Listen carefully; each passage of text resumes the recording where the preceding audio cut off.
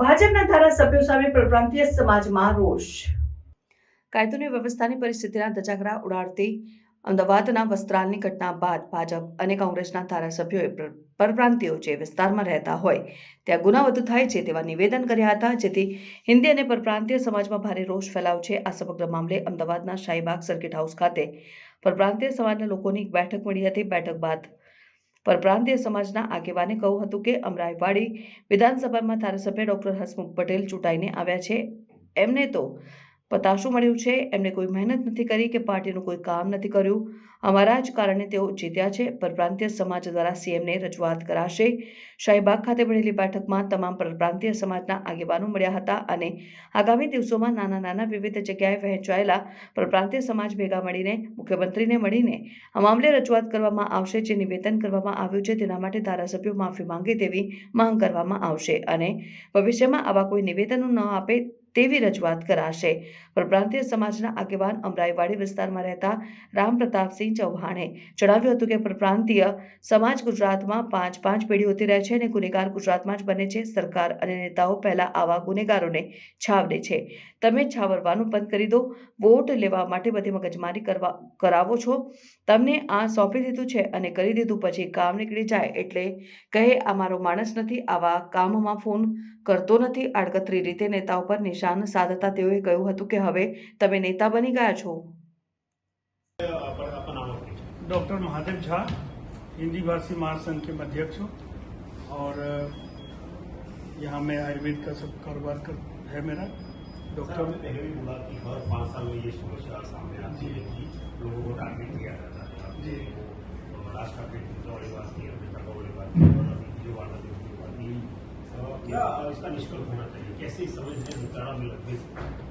मैंने स्पष्ट कहा है कि 2010, 11, 12 में जिस तरह से बंबई में चालू हुआ कि परप्रांतियों को भगाओ, तो गुजरात में भी शुरू हो गया था. उसको हम लोगों ने मोदी जी के पास रजूआत करके, और मोदी जी इस तरह से उन्होंने बात को संभाला था और उत्तर भारत बिहार के लोगों के वजह से ही गुजरात की विकास है, अब गुजरात आगे है, ऐसा उन्होंने स्टेटमेंट दिया. उसके बाद शांति हो गई. फिर दोबारा 18 में शुरू हुआ था. 18 में फिर से रूपानी जी ने, जब रूपानी जी मुख्यमंत्री थे उस टाइम पर भी उन्होंने इसी तरह का फिर बुला करके सब संभाला था और संभाल के कहा था कि नहीं, उत्तर भारत के लोग, बिहार के लोग नहीं होंगे तो हमारा सारा लेबर का काम ठप हो जाएगा. और इसलिए ऐसा कोई नहीं है कि तुरंत उन्होंने शांत करवाया था. जब बड़े लोग आते हैं, प्रधानमंत्री हैं कि होम मिनिस्टर हैं या मुख्यमंत्री हैं या प्रदेश अध्यक्ष हैं या बड़े लीडर हैं, वो जब आते हैं सामने तब वो इस तरह की बात करते हैं कि उत्तर प्रदेश, बिहार के वजह से, उनके वर्करों की वजह से, उनके IAS, IPS की वजह से, उनके लोगों की वजह से, उनके साथ सहकार से गुजरात विकास कर रहा है. जो कुछ छोटे छोटे नेता है, नए नए नेता बनते हैं, वो हर 5 साल कुछ न कुछ ऐसा कर देते हैं जिससे समाज को ठेस पहुंचता है, समाज के लोगों को एक ग्लानि होती है, अपमान लगता है. सीधा बोल देते हैं कि बिहार वाले, उत्तर प्रदेश वाले, यूपी बिहार करना चाहते हैं यहाँ पर. अरे भाई, गुंडा को कोई साथ देता है? गुंडा को कोई साथ नहीं देता है. अब कोई नहीं चाहते. सब शांति प्रिय व्यक्ति, सब पढ़े लिखे लोग हैं, सब व्यापार करते हैं, सब इज्जत के साथ जीना चाहते हैं. हम आज समाज के लोग इकट्ठा हुए हैं, सभी संस्था के लोग. हम ये चाहते हैं, हम ये करेंगे कि सब इकट्ठा होकर के कुछ कमेटी बना के मुख्यमंत्री को, प्रदेश अध्यक्ष को, इनको हम रजूआत करेंगे और जिन लोगों ने कहा है उनसे हम ये शब्द वापस करवाएंगे और फिर से हमारा जैसा समाज है उस तरह के चलता रहेगा. हमारी इज्जत बरकरार है, कोई हमारी इज्जत गई नहीं है. 2 आदमी के कह देने से या 2 आदमी के स्टेटमेंट दे देने से हिंदी भाषी या बिहार, यूपी का इज्जत कोई खराब होने वाला नहीं है. सब चिंतन बैठक અહીંયા રાખવામાં આવી, મૂળ કારણો શું અને શું નિષ્કર્ષ રાખવામાં આવ્યો, આગામી એજન્ડા આપણું શું રહેશે? मैं महेश सिंह, राजेंद्र सिंह कुशवाहा, उत्तर भारतीय विकास परिषद प्रदेश अध्यक्ष. आज हम सभी हमारे अहमदाबाद शहर में जितने भी संस्थाएं चलती है हिंदी भाषी परप्रांतीय जो भी संस्थाएं हैं, सभी के अध्यक्ष और आगेवान लोग इकट्ठे हुए हैं और जो परप्रांतीय के विषय में कुछ धारासभ्यों ने जो निवेदन दिए हैं उसको हम लोग उसकी निंदा करते हैं और उसका निंदा करने के साथ साथ में इस निष्कर्ष पे पहुंचे हैं कि भाई आज हम लोगों को ये चीज नहीं चलानी चाहिए। कोई मतलब गलती करता है, इसका मतलब ये नहीं है कि पूरा समाज उसमें शामिल होता है, ऐसा नहीं है। मतलब तो इसके वजह से जो है हम इस निष्कर्ष पे पहुंचे हैं कि भाई हम लोगों को मतलब ये चीज की रजूआत गुजरात राज्य के चीफ मिनिस्टर एवं जो भी आगेवान है उनको करना है कि भाई इस तरह की जो बात ये लोग कर रहे हैं ये ठीक नहीं है और ये ऐसे इस तरह से चलेगा तो वो ठीक नहीं रहेगा मतलब आगे के लिए। पुष्पा जी, एक वीडियो वायरल हो रहा है जिसमें जो भी कल्प्रिट है, जो भी आरोपी है, किसी के नाम भी नहीं जाएंगे, किसी की जाति में लेते हैं, उस आरोपी को लेकर पुलिस निकल रही है तो पीछे से उसके परिवार वाले बोल रहे हैं कि तूने कोई गलती नहीं की है, हम तुम्हारे साथ हैं। ये जो भावना है, ये जो विचार है, आप उसको किस प्रकार से देखते हैं? क्योंकि आप एक समाज को प्रतिनिधित्व करते हैं, तो अपने समाज में क्या मैसेज देना चाहेंगे इस बात से? नहीं, मैं इस तरह के जो भी गुनहगार लोग हैं उसका कोई समर्थन नहीं कर रहा हूं। मैं तो समर्थन इस बात का कर रहा हूं कि उनके साथ में जो सभी लोगों को घसीटा जा रहा है कि भाई परप्रांतीय, तो ये शब्द क्यों हमारे लिए यूज किया जा रहा है? मतलब हम लोग वर्षों से यहाँ पर रहते हैं, यहाँ आप लोगों के साथ में जैसे दूध में मतलब अपने शक्कर मिलाई जाती है, इस तरह से हम लोग काम करते हैं, सब कुछ होता है। तो कोई भी बात आती है तो हमारे लिए ये क्यों कहा जाता है कि भाई ये परप्रांतीय हैं और इनके वजह से ये तकलीफ होती है या ये होता है? हम लोग भी तो काम सब लोग करते ही है ना, सभी चीजों का मतलब हम लोग भी बिजनेस में है, चीजों में, हर चीज में सभी हमारे क्षेत्र के लोग लगे हुए हैं। तो हम सभी लोग तो कोई उस प्रकार के मतलब उसमें से तो आते नहीं है कि भी सभी कोई गुनहगार तो लोग नहीं है, कि सभी लोग तो इस तरह के नहीं है। तो सब लोगों को इस तरह से क्यों बोला जाता है कि भाई ये परप्रांतीय जहाँ ज्यादा होते हैं तो वहाँ ये चीजें बनती हैं या गुनहगारी ज्यादा बनती है? ये बात मतलब हम इसकी निंदा करते हैं और जो भी इस तरह से जो बात करेंगे तो वो आगे चल करके उसका परिणाम उनको ठीक नहीं मिलेगा। मतलब ये हम लोग सब इकट्ठा होकर के ये इसीलिए इकट्ठा हुए हैं कि भाई इस तरह की कोई भाषा में बात नहीं करना चाहिए कि भाई परप्रांतीय इस तरह के होते हैं या ये वो सब, वो बात ठीक नहीं है।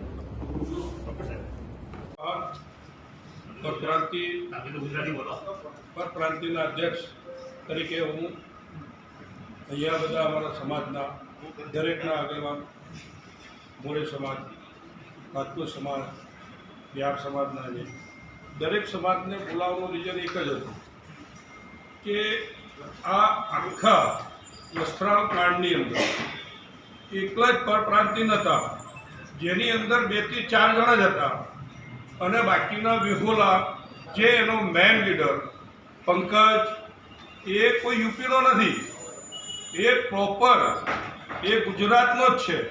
તો અમારો પર આક્ષેપ કેમ લગાવ્યો? એની આખી લિસ્ટ 14 જણની અંદર લિસ્ટમાં તમે જો, તેની અંદર તમને 3 થી 4 જણા મળશે, જેની અંદર જે યાદવ કરી છોકરો છે એને કાલે છોડી દીધું છે। એનું પોલીસવાળા કે ત્યાંના નેતાઓએ એનું પોતાનું ટેન્ટ બનાવીને એને પાછો આપ્યો છે, કેમ કે એ છોકરો નિર્દોષ હતો, એને એમને એમ લઈ લીધો હતો। સર્કલમાં ગયા, તમે અત્યારે હું અહીંયા બેઠો છું, કોઈ પણ વસ્તુ બને છે, આઈને ઊભો રહી ગયો, એની સાથે છોકરાને લઈ ગયા હતા અને એને ખરેખર એટલી બધી માર મારી છે અને એને પાછું મોકલી અને કોઈ કેસ નથી કર્યું। પછી એને ત્યાં એમને અત્યારે એમના ઘેર ટેન્ટ બનાવ્યું છે, એ તમે પણ જોઈ શકો છો। અમારે પરપ્રાંતિની અંદર અમારું 5-5 પેઢીઓ થઈ ગઈ છે। આ ગુનેગાર બને છે ક્યાં? ગુનેગાર ક્યાં બને છે? ગુજરાતમાં જ ના, 5 પેઢીથી અમે રહીએ છીએ। પર એ રીતે એ સરકારના લોકો અને જે નેતાઓ જે છે એ પહેલા એમને છાવડે છે, તમે આ રીતે છાવડો એ બંધ કરી દો, કોઈ નહીં આવશે। તમે પેલા વોટ લેવા માટે આ બધી મગજમારીઓ કરાવો છો, બરાબર, કે તને આ સોંપી દીધું, તને આ કરી દીધું, એના પછી જ્યારે એમનું કામ નીકળી જાય છે ત્યારે એ લોકો એવું કહે છે કે ભાઈ મારો માણસ નથી, હું આવા કામમાં ફોન નહીં કરતો। અરે ભાઈ અત્યારે તો નેતા બની ગયો છે, ત્યારે જેને કોઈ ના ઓળખતો થો અમરેવાડી વિધાનસભાની અંદર, એ વિધાનસભાની અંદર કોઈ પણ આખો સમાજ, અમારો આખો સમાજ પાર્ટીના આદેશના હિસાબથી આ ભાઈ સૂતા, જેને જો કહેવાય છે ને કે મોંમાં પતાસો પડ્યો, અને એમાં હસમુખભાઈ, ડૉક્ટર હસમુખભાઈ પટેલ એ જીત્યા છે। કોઈ એમની મહેનત નથી, પાર્ટીનું કોઈ કામ નથી કર્યું છે। બાકી બીજાનો તો હું નથી જાણતો, હું જે વિસ્તારમાં રહું છું એને કહું, બરાબર। તે પાર્ટીનું નામ ના બગાડે અને પાર્ટીની સાથે રહી અને ક્યાંય અમારી ભૂલ ચૂક હોય તો આટલા બધા નેતાઓ અને આટલા બધા આગેવાનો છે એમને કહી શકે છે. અમે પણ બધાને આગળ વાત કરી છે અને અમે બધા અમારો સમાજ એક સાથે ભેગા થઈ અને સીએમ સાહેબને મળવા જવાના જ છીએ અને એમાં કોઈ શંકા નહીં. અને જે પણ એ નિકાલ કરશે એના માટે અમે લોકો બધા બંધાયેલા છીએ. સર જોંગીભાઈ, હવે અમે જે વાત કરી કે જે ધારાસભ્યના કારણે નિવેદન આપણે લાગણી દુભાઈ છે, બરાબર? તો એ બાબતે લઈને તમે અત્યારે ચર્ચામાં કોઈ આવ્યા છો કે માફી માંગી લેવી જોઈએ તો આનો અંત આવી જાય? જો માફી માંગે ને અમે અત્યારે સીએમ સાહેબ પાસે જવાના છીએ. નહીં થશે તો કંઈક થશે, નહીં થશે તો કંઈક થશે. એવું નથી કે અમે લોકો પર દંડા લઈને નીકળી પડીએ ને કે આ લઈને નીકળી પડીએ, એવું નથી. પણ એના માટે નવો કોઈ પણ વિચારસરને બધા મળીને કરીશું. એનો પછી આગળનો શું પ્રોગ્રામ થાય છે એ આપણે કહીશું. भारत माता की भारत माता की वंदे। यहाँ पर उपस्थित परप्रांतीय विवाद के बाद सभी समाज के अध्यक्ष, महामंत्री और साथ में विविध समाज से जुड़े हुए सामाजिक आगेवानों का आगे के चिंतन बैठक का आयोजन यहाँ पे किया जा रहा है। उसका मुख्य उद्देश्य आप लोगों ने देखा होगा कि वस्त्राल की जो घटना घटी, कुछ असामाजिक तत्वों ने वस्त्राल में जो आतंक मचाया, उसके बाद पुलिस ने बहुत अच्छा एक्शन लिया, कड़क कार्यवाही की। उस कड़क कार्यवाही का किसी भी समाज ने विरोध नहीं किया। क्यों भाई?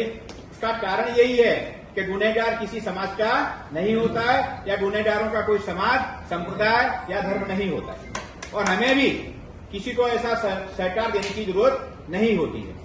परंतु उसके बाद जो एक राजनीतिक गंदी विचारधारा जो लोगों के बीच में फैलाई गई, उससे गुजरात में रहने वाला जो परप्रांतीय समाज है, खास विशेषकर से हिंदी भाषी समाज, परप्रांतीय समाज, अन्य राज्यों से आने वाले समाज पर इन्होंने उनके माथे पे मछली धोने का जो काम किया, यहाँ के धारासभ्यों ने मात्र इमरान खेड़ावाला कांग्रेस के एक अकेले ने नहीं, भारतीय जनता पार्टी के भी 4 धारासभ्यों ने इसके बारे में हमारे परप्रांतीय समाज के ऊपर साफ शब्दों में लांछन लगाया।